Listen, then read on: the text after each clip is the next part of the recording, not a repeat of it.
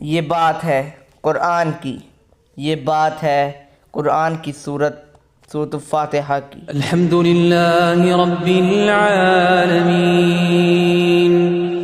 ایک وقت تھا جب مکہ کی زمین اندھیروں میں ڈوبی ہوئی تھی، لوگ کعبہ کے گرد چکر لگا رہے تھے، لیکن اللہ کے بجائے پتھروں، لکڑیوں اور بتوں کے سامنے جھک جاتے تھے۔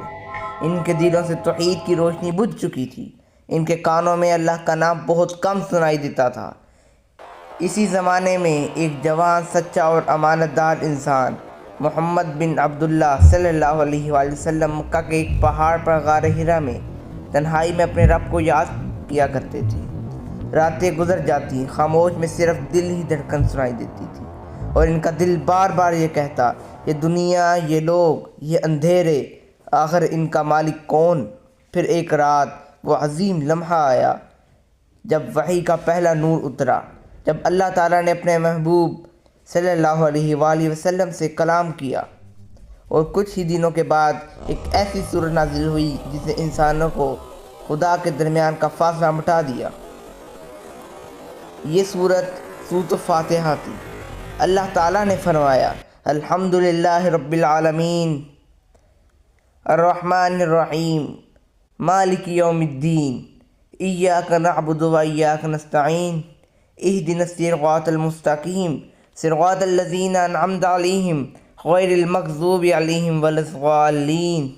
یہ الفاظ دراصل ایک عہد تھے کہ بندہ اب اپنی زندگی اسی راستے پر گزارے گا جس پر انبیاء و صالحین چلے۔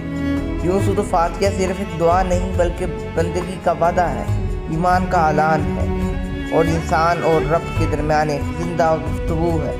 جب کوئی مومن نماز میں سورۃ الفاتحہ پڑھتا ہے تو اللہ تعالیٰ خود جواب دیتے ہیں۔ حدیث میں آتا ہے کہ اللہ فرماتا ہے، میرے بندے نے میری حمد کی، میرے بندے نے میری تمجید کی، میرے بندے نے مجھ سے مدد مانگی اور میں نے اسے سیدھا رستہ عطا کر دیا۔ یہ ہے سورۃ الفاتحہ کی حقیقت۔ یہ قرآن کا دروازہ ہے، رحمت کا آغاز ہے اور ایمان کی بنیاد۔ اگر کوئی اسے سمجھ لے تو اس کے دل میں ایک نئی روشنی جاگ اٹھتی ہے، پھر نماز صرف عمل نہیں رہتی، وہ اللہ سے ملاقات بن جاتی ہے۔ سورۃ الفاتحہ ہمیں سے یہ سکھاتی ہے کہ اللہ سے تعلق زبانی نہیں، دل سے ہوتا ہے، اور جو بندہ دل سے ایاک نعبد و ایاک نستعین کہہ دے، اللہ اسے کبھی اکیلا نہیں چھوڑتا۔